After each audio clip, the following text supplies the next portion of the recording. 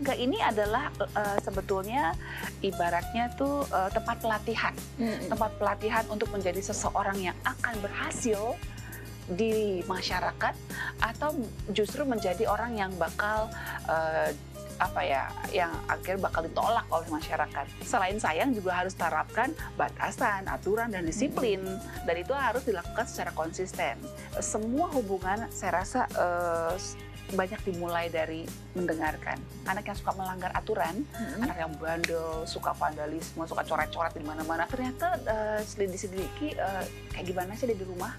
Rupanya dia tidak bisa berkomunikasi dengan mama papanya. Ini kesempatan berharga, jadi gunakan segenap waktu yang ada, kita rancang, kita buat waktu di mana kita bisa bersama dengan anak, itu akan lebih powerful daripada cambukan-cambukan dan kata-kata yang menyakitkan.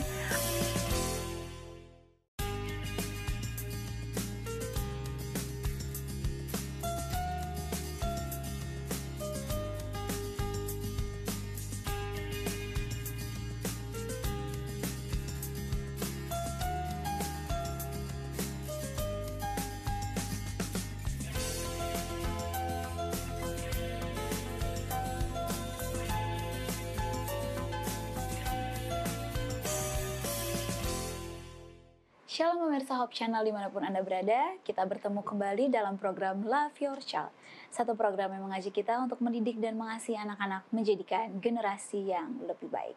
Kita masih berada dalam seri Membangun Hubungan Harmonis, dan episode kali ini kita akan membahas satu judul yang sangat menarik, yaitu Membangun Hubungan Harmonis dengan Orang Tua. Tentunya setiap orang tua mendambakan hubungan harmonis antara anak dan orang tua. Namun tidak jarang di rumah tangga ataupun di keluarga kita banyak anak yang salah mengerti apa maksud orang tua, begitu pula dengan sebaliknya. Dan lantas bagaimana membangun hubungan yang harmonis dengan orang tua? Kita akan membahasnya bersama dengan narasumber kita, yaitu Ibu Helena Valentina. Beliau merupakan seorang psikolog dan praktisi pendidikan. Shalom Ibu Helena. Shalom Eva. Salam sehat Ibu Helena. Salam sehat. Ini sehat banget ya. Puji Tuhan kita masih diberikan kesehatan hingga saat ya. ini. Nah, kita masih berada di seri Membangun Hubungan Harmonis.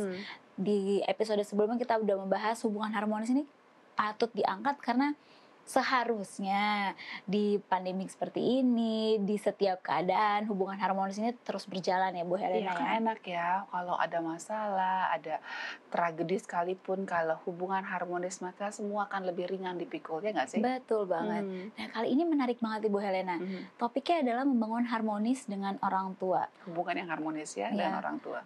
Kok membangun hubungan harmonis dengan orang tua? Mungkin ada banyak yang bertanya, kayaknya itu udah auto aja deh, kayaknya udah pastilah anak-anak gitu. Langsung bangun hubungan harmonis dengan orang tua. Emang ada kasus-kasus atau apa yang melatar belakangi ini patut banget kita angkat? Sekarang aku tanya sama Eva deh, Eva pernah salah pengertian nggak sama mama atau papa? Pernah. Berarti? Pernah. Oh, berarti ada juga ya nggak harmonisnya ya? Iya, itu dia. Untungnya kan setelah itu mungkin setelah kejadian Eva yang salah pengertian dengan orang tua bisa diselesaikan. Dan akhirnya kisahnya menjadi indah gitu kan. Relationship atau hubungan antara Eva dengan mama dengan papa tuh menjadi satu lukisan yang cantik lah gitu kan.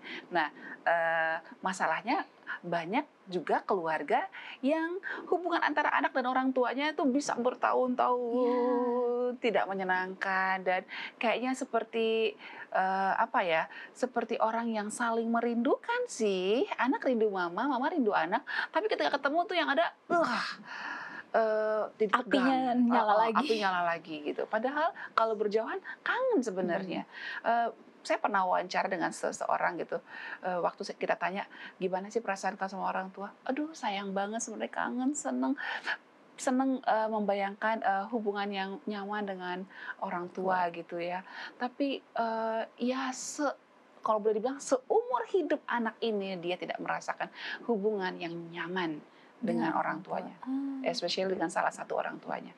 Bayangkan loh, padahal sebetulnya hubungan antara kita dengan orang tua kita itu kan sebetulnya bagian dari pembelajaran dari keterampilan sosial. Betul. Kita bisa berhubungan baik dengan banyak orang kalau hubungan kita dengan orang tua, hubungan kita dengan kakak, dengan adik tuh bagus. Ya kan, kalau kita bisa toleransi, mudah memaafkan, mudah untuk mengerti dan menghargai orang tua dan juga kakak adik kita, maka kita pun akan lakukan hal yang sama di luar sana. Iya. Jadi dengan orang-orang yang di rumah kalau kita udah bangun ini dulu keluarga ini adalah sebetulnya ibaratnya tuh tempat pelatihan, tempat pelatihan untuk menjadi seseorang yang akan berhasil di masyarakat atau justru menjadi orang yang bakal yang akhirnya bakal ditolak oleh masyarakat, dijauhi oleh banyak orang, dibenci oleh banyak orang. Itu latihannya di rumah gitu. Jadi memang kerja keras dari mama dan papa ini memang di sinilah pada saat anak-anak ada di rumah. Karena kita semua pasti ingin anak-anak kita bisa menjadi berkat di masyarakat kan. Kita nggak mau kan anak kita jadi sampah masyarakat di kemudian hari toh. Nah itu dia. Jadi jangan cuma memimpikan, ya memimpikan dan berusaha gitu, doakan gitu kan. Nah itu dia, makanya saya pikir ini kita perlu angkat tentang bagaimana kita membangun hubungan yang harmonis antara anak dengan orang tua. Nah biasanya masalah apa sih Bu Helena yang terjadi sehingga hubungan antara orang tua dengan anak-anak tuh gak harmonis, bahkan tadi sampai menahun seperti itu Bu Helena? Yang paling utama sebenarnya pengungkapan rasa sayang. Iya kan? Ada seorang ayah yang mengungkapkan rasa sayangnya dengan mukulin anaknya. Kalau dipikir-pikir, mana bisa kayak gitu. Iya. Nah kalau kita tanya, Pak, kenapa sih kok dipukul anaknya? Salahnya di mana? Habis, dia nilainya nggak seperti yang saya harapkan. Harusnya kan targetnya di atas 90 lah gitu. Ini nggak nyampe 100. Masa nilainya cuma 80?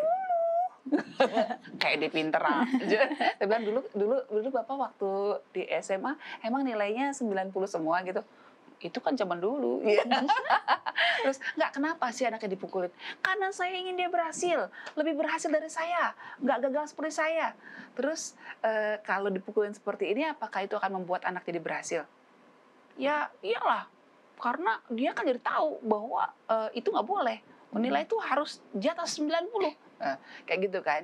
Padahal dia tidak sadar pada saat dia mukuli anak untuk alasan yang tidak patut, sebenarnya dia sedang membangun satu hubungan yang rusak, hubungan yang negatif. Anak akan merasa bahwa tidak aman berinteraksi dengan papa. Dia akan merindukan satu saat dia akan pergi dari rumah dan tidak usah ketemu lagi dengan papanya. Ya kan? Karena apa? Orang menimbulkan rasa sakit kok. Pengalamannya kan pengalaman yang tidak menyenangkan. Pengalaman pahit. Ya, gitu dia. Oke, itu salah satu faktor ya yang membuat hubungan jadi tidak baik. Mungkin pengungkapan rasanya yang baik itu yang seperti apa sih Bu Helena biasanya? Ya pasti tunjukkan saja ke diri sendiri. Kalau kita dipukulin kayak gitu enak nggak sih? Enggak sih Bu Helena, nggak ada yang mau dipukulin Bu Helena. Iya kan? Kalau kita sendiri diancam-ancam kayak gitu nyaman nggak sih? Kalau kita sendiri nggak nyaman, kan di Alkitab dibilang ya, di Matius 7:12 ya. Iya. Kalau kamu nggak mau kamu kehendaki orang perbuat padamu, lakukanlah apa yang kamu ingin orang lain perbuat padamu. Jangan lakukan apa yang kamu tidak ingin orang lain perbuat padamu. Udah pakai aja prinsip Matius 7:12 gitu. Iya kan? Nah, jadi nggak boleh pukul. Saya nggak boleh bilang begitu. Karena apa? Karena menurut satu tulisan Ellen White di buku Ron Hubbard mengatakan bahwa ada kalanya anak-anak tertentu perlu juga dipukul. Tapi untuk alasan yang patut. Nah, ini dia alasan yang patut. Ya, alasan yang patut, misalnya kita sudah sepakat nih ya, sepakat ya nak ya, nggak boleh bermain, misalkan anak boleh main bebas di luar, main tuh lewat dari jam 5 misalnya, karena apa? Kamu harus mandi, kamu harus kerjakan PR dan sebagainya. Nah, rupanya anaknya pulang kemalaman di mana badannya kotor semua, dan ketika ditanya asalnya lupa gitu, ya kan? Oke, tempo hari kita sepakat loh, kalau kamu melanggar hukumannya apa nak? Disabet mami. Pakai apa? Pakai rotan. Ya sudah berapa kali nak? 3 kali. Ya sudah, ambil rotannya. Ini saya lakukan soalnya. Ya udah 3 kali ya. Dalam hati saya sedih juga ya, anak yang ditunggu lama masa saya harus sabet sih dengan rotan gitu. Itu kemoceng gitu. Itu yang pilih dia sendiri loh di warung. pasar. Terus, "Ma yang ini aja Ma, jangan kegedean, kesakit nanti." Ya udah, sama 3, 1, "Aduh, Mami jangan kenceng-kenceng." Ya udah, 2, 3, udah saya peluk. Ayo kita berdoa. "Kamu tahu itu salah Nak." "Iya Mami, tadi tuh soalnya seru banget Mam, tadi main petak umpet sama teman-teman," misalnya kayak gitu kan.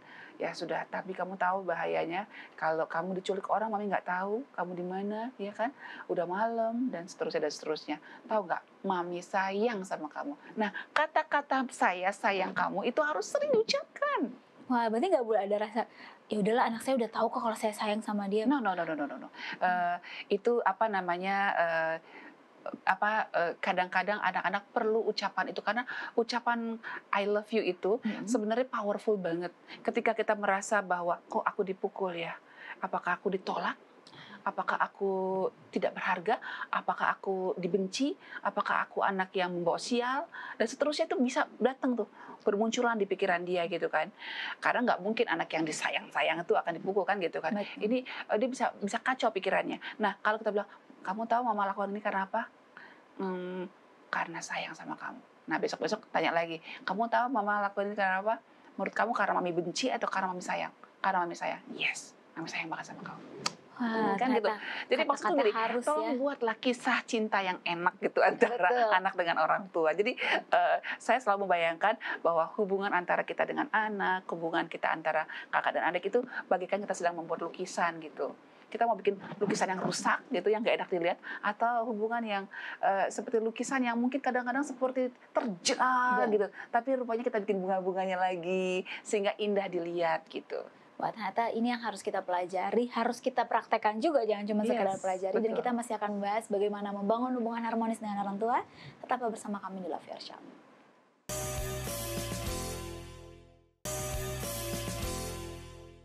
Kembali lagi di Love Your Child dan kita masih membahas membangun hubungan harmonis dengan orang tua, yaitu dari anak dengan orang tua. Nah, tadi kita sudah membahas ternyata orang tua kita perlu membangun hubungan yang harmonis dengan anak-anak kita.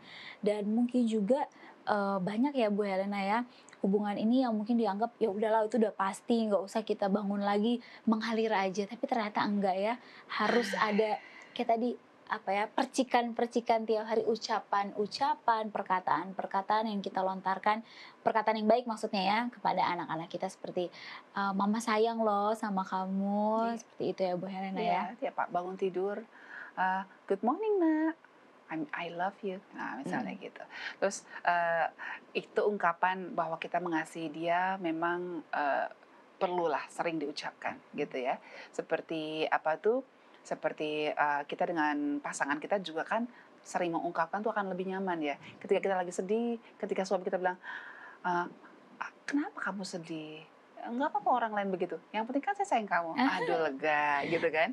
Rasanya lebih kayak lagi disiramin, aduh iya ya. Iya, jadi kita akan dengan ungkapan bahwa mama sayang kamu, papa sayang kamu, itu akan membuat dia yakin bahwa dia punya shelter, bahwa saya tuh punya rumah gitu, rumahnya adalah mama dan bapak aku. Oke, orang lain boleh salah mengerti dengan saya, mungkin ada yang berniat jahat sama saya, mungkin ada yang mengecewakan saya, tapi saya punya mama dan papa yang sangat sayang saya dan nerima saya apa adanya. Betul. Ya, sebagai gambaran dari Bapa di surga kan gitu ya. Nah, yang kedua memang kita selain sayang juga harus terapkan batasan, aturan, dan disiplin. Dan itu harus dilakukan secara konsisten. Dan di sini sering kebobolan bagi keluarga-keluarga yang sibuk, ya mama papanya sibuk dan juga mungkin high class gitu ya. Nah, mereka pikir dengan membanjiri anaknya dengan ucapan I love you, dan juga ungkapan dengan hadiah-hadiah. Ini kamu minta apa? Mobil, ya kasih. Mau minta apa? Kasih. Semua apa yang diminta dikasih. Dia pikir itu sudah cukup. Tidak, ya, karena bagaimanapun ada dorongan untuk melakukan sesuatu yang salah pada setiap manusia, ya kan? Kita kan lahir sudah dalam keadaan berdosa nih, ya kan sih? Kita semua pasti ada dorongan untuk melakukan yang tidak baik, ya? Tidak baik gitu. Jadi memang orang tua harus punya kesadaran penuh bahwa dia adalah wakil Tuhan untuk mengarahkan anak-anak ini berjalan sesuai dengan jalannya Tuhan gitu. Jadi anak-anak tuh memang perlu dikasih tahu harapannya Tuhan untuk dia itu apa sih? Harapannya mama papa buat kamu tuh apa? Nah, mama sangat berharap sekali Kalau boleh, kamu secepat mungkin kamu bisa menjadi berkat di gereja ya nak, jadi pelayan gereja ya nak ya. Eh, Mami sangat berharap kamu itu tidak sungkan-sungkan untuk nyapu gereja bila perlu gitu, karena itu kerinduan mama kamu menjadi hamba Tuhan. Apapun profesi kamu kelak, mau jadi apa kayak, mau jadi dokter, mau jadi guru, mau jadi insinyur, mau jadi apapun, kamu harus jadi hamba Tuhan. Nah, kalau orang tua sudah sampaikan itu kan tancap di kepalanya. Betul. Diulang lagi pada saat kebaktian pagi, diulang lagi besoknya. Lama-lama nempel di kepalanya. Dan walaupun mungkin respon mereka kayaknya kayak ogah-ogah gitu. Apa sih mami, hamba Tuhan kan pendeta, bukan aku gitu kan. Dan kadang itu juga yang membuat orang tua jadi, kok nih anak gak perhatiin saya. Nah, Yes. itu gimana Bu Helena? Nyatanya saya melihat pada diri kedua anak saya, walaupun ngedumel-ngedumel, jalan juga. Saya kaget tiba-tiba jadi apa tuh ketua PA, tiba-tiba jadi diakon, masih sekecil ini kok jadi diakon dia gitu. Loh kok tiba-tiba, loh kok maksud saya gini, yang saya sampaikan pada anak saya pelan-pelan terwujud dan mereka, saya bilang, udah diakon, ayo sapu-sapu gitu. Jadi dilakukan walaupun dia kadang-kadang ngedumel. Bukan berarti kita anggap bahwa itu boleh ngedumel, tapi kita mengerti lah mereka sedang dalam pertumbuhan. Kadang-kadang namanya anak remaja tuh dia tidak suka didikte, tidak suka kayaknya terlalu diarah-arahin gitu. Lebih baik kita bilang, mama bangga lo sama kamu, luar biasa, kamu mau bersih-bersih gereja, keren gitu kan. Nah, tapi Bu Helena, saya jadi penasaran seperti ini. Kan nggak mungkin kita orang tua nih memperbolehkan semua yang dilakukan oleh anak-anak kita. Itu dia. Ya, dan nggak mungkin juga kita tuh dalam keadaan yang tidak marah. Boleh nggak sih Bu Helena, kita ada momen orang tua tuh marah gitu? Saya pikir marah lah bagian dari emosi manusiawi ya. Kalau manusia nggak pernah marah, kayaknya saya belum pernah ketemu tuh. Mungkin ada orang mikir, kalau ada yang nggak pernah marah, boleh dong kenalin nama aku. Mungkin ada orang mikir, oh saya jadi orang tua tuh artinya saya nggak boleh marah untuk menjadikan anak yang bahagia atau bangun hubungan harmonis. Iya, saking ingin supaya anaknya terjaga, nanti seperti itu dong. Apa tuh pola asuh lawan mawar iya, itu, benar. ya kan? Anaknya nggak boleh sedih, anaknya nggak boleh tantangan, anaknya nggak boleh ditolak, anaknya nggak boleh disakiti dan sebagainya. Kalau kayak begitu, yang ada anaknya jadi ringkih nanti, ya kan? Sama kayak anak kok digendong terus, udah 4 tahun masih digendong terus, jangan lah, nanti kalau kamu nginjek lantai nanti kakinya bisa kasar. Terus kerumput, pakai sepatu, pakai kaos kaki lengkap. Karena apa, nanti ada cacing, ada ini. Aduh, anak itu kan jadi ringkih kan. Betul. Ya kan, jalannya jadi mudah sakit tuh kayak gitu. Jadi bila perlu memang marah itu diperbolehkan kan di Alkitab, sepanjang tidak berdosa. Berdosa tuh artinya ya jangan sampai lewat matahari terbenam. Jadi memang seperti halnya kayak kakak adik, kalau mereka bertengkar atau berselisih, berkonflik itu, kita nggak boleh diem gitu. Orang tua harus segera padamkan, segera. Itu jangan ya kalau misalnya gini bercanda-bercandaan gitu oke lah, tapi kalau udah sampai bertengkar di mana ada emosi yang kita bisa lihat lah, yang ini sudah mulai merah mukanya, yang ini mulai nangis gitu, kita nggak boleh diam, kita harus bertindak, kita harus selami masing-masing hati mereka ada apa sebenarnya, dan yakinkan pada mereka bahwa mereka berdua sebenarnya saling sayang, dan siapa yang menyakiti, siapa yang merasa disakiti, kita harus selesaikan. Ya, jadi kalau disakiti ya berarti dia harus bisa mengerti kenapa dia mendapat perlakuan seperti ini. Kalau yang menyakiti, kamu tahu kalau menyakiti resikonya, kamu harus minta maaf, kerjakan sekarang. Begitu. Kalau saya sampai saya suruh pelukan dulu 3 menit. Hitungan minimum 30 detik. 30 detik. Udah mami, enggak, kalau kamu bisa minta lepasin berarti kamu masih belum damai kamu. 30. Baru 20, 10 detik lagi jadi pelukan gini. Pelukan gini, baru setelah itu mereka lepas, dan memang efek pelukan itu ada loh, Fa. Jadi waktu mereka pelukan gitu, walaupun apaan sih gitu kan, tapi setelah itu kayaknya lebih damai. Dan itu nyaman. Juga pelukan yang kita sebagai orang tua perlukan ke anak-anak ya. Yes. Bukan berarti ketika anak dipeluk, kan biasanya ada anak habis dinasehati dipeluk, apaan sih mama, misalnya kayak gitu kan, segala macam. Tapi ternyata itu menjadi obat juga bagi anak-anak kita ya. Walaupun mungkin sikapnya seperti menolak ya, padahal enggak. Jauh di hati dia sebenarnya, I'm so blessed. Aku terberkati banget punya mama. Nah, Bu Helena, kita masih akan bahas Oke. langkah-langkah berikutnya apa saja untuk membangun hubungan harmonis dengan orang tua. Pemirsa, tetaplah bersama kami di Love Your Child.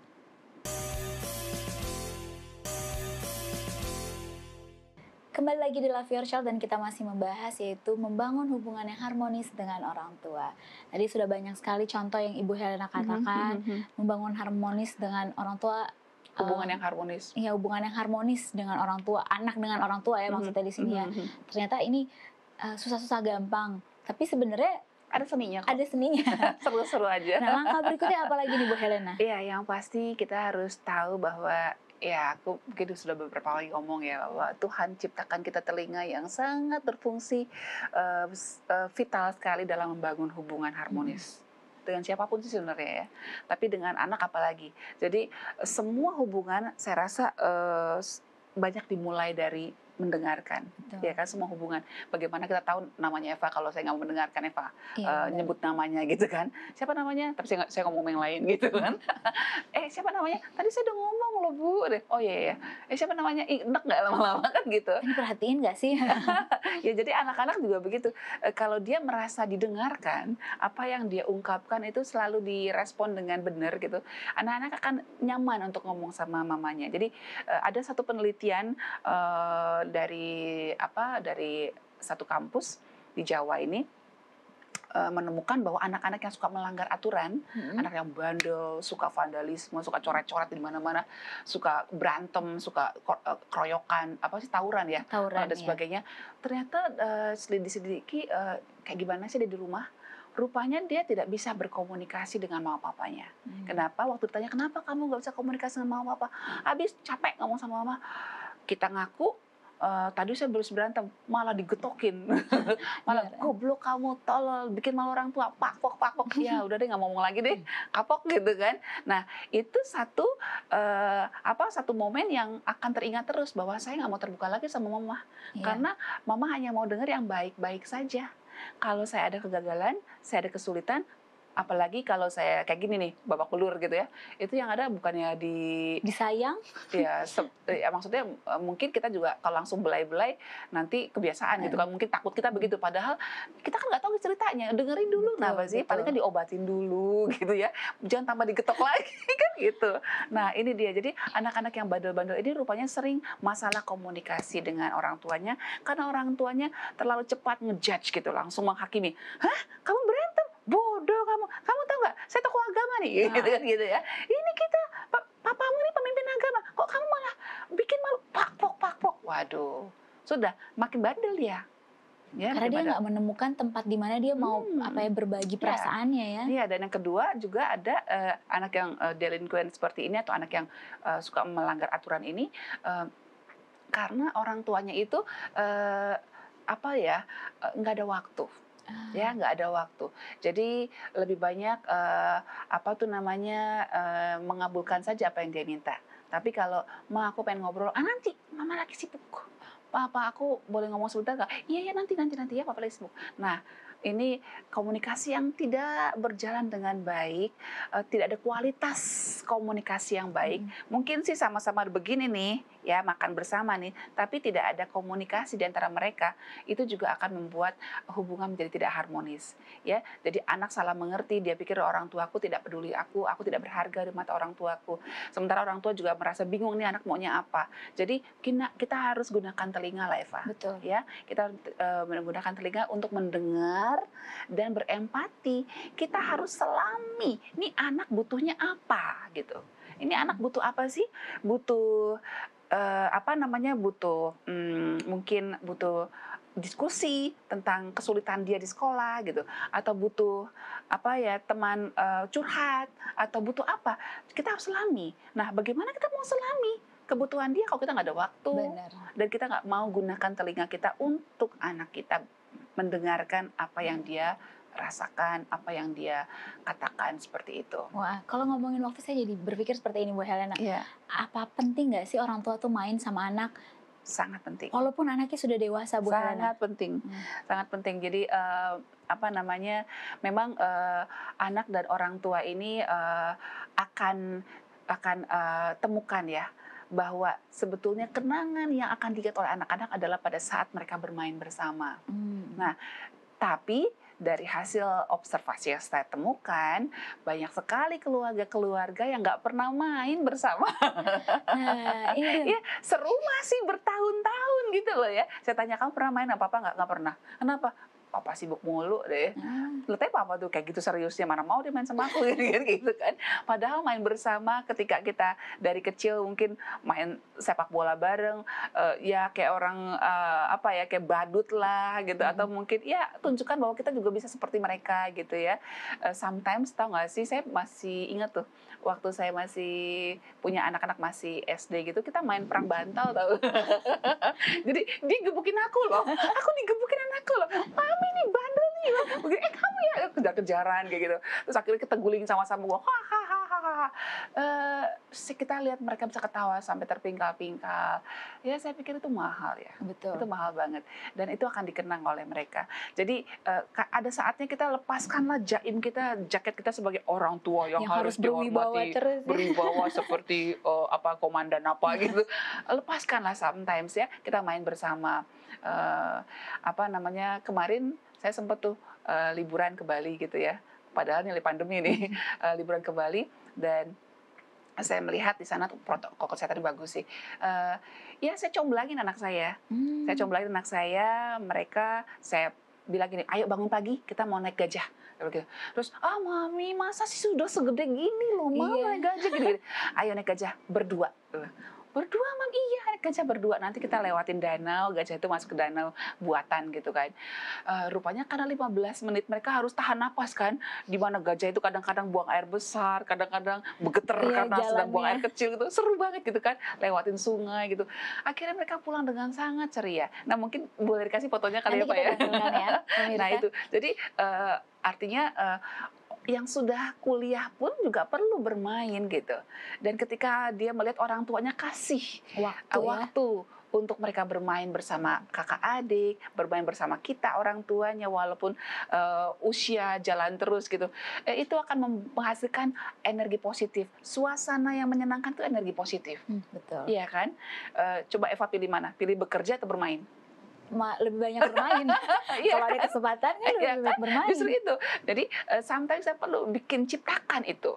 Jadi jangan sampai kita lupa bahwa yang namanya bermain itu sangat powerful. Wah, Ibu Helena, terima kasih banyak nih, luar biasa. Dan terakhir Bu Helena mungkin bisa kasih kesimpulan dari pembahasan kita saat ini. Iya, yang pasti juga kesempatan untuk bersama anak-anak itu kan tidak selamanya. Ya, ada saatnya mereka akan tinggalkan kita karena mereka menikah dan kuliah atau gimana lah. Jadi gunakan kesempatan yang ada bersama anak-anak sebaik mungkin dengan makan bersama, sesering mungkin. Adakan ritual makan bersama atau memberikan panggilan sayang yang yang khusus gitu ya. Kalau saya panggil anak saya laki itu Amang gitu, panggilan khususnya. Amang tuh artinya bapak gitu. Kalau yang perempuan saya panggil bolu kukus gitu.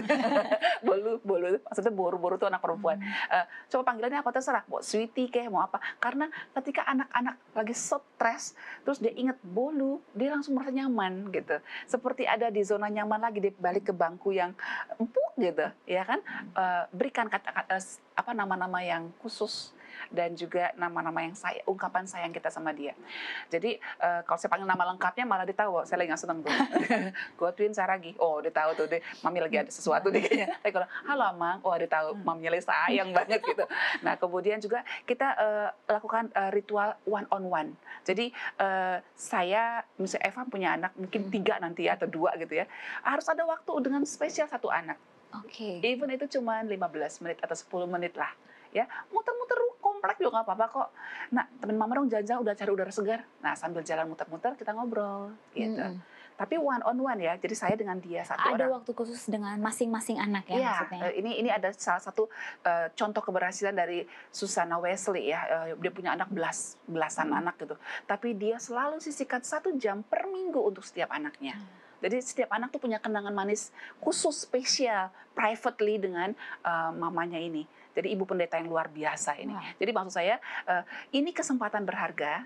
Jadi gunakan segenap waktu yang ada, kita rancang, kita buat waktu di mana kita bisa bersama dengan anak, makan bersama, ngobrol bersama, main bersama, ya kan, masak bersama. Kemudian juga tetapkan peraturan dan juga tunjukkan kasih sayang, bahwa saya mengasihi kamu, even itu dia sedang berbuat salah. Dikatakan sama dia, apapun yang kamu lakukan, mama tetap sayang sama kamu. Tapi kamu harus berubah ya sayang ya. Kamu sayang sama mama kan? Mama ingin sekali kamu berubah. Nah, itu akan lebih powerful daripada cambukan-cambukan dan Betul. kata-kata yang menyakitkan. Akhirnya saya pikir sayangi anak kita. Wah, puji Tuhan untuk pembahasan kita saat ini. Membangun hubungan harmonis dengan anak, antara orang tua dengan anak, perlu yang namanya kerjasama. Perlu yang namanya pengorbanan dari masing-masing orang tua. Mengorbankan waktu, mengorbankan bagaimana harus belajar menyelami masing-masing daripada anak-anak kita. Dan yang pasti, di atas segalanya, andalkan Tuhan yang akan menuntun kita mengasihi anak-anak kita. Sampai bertemu kembali di episode berikutnya. Cintai anak Anda untuk generasi yang lebih baik, dan shalom.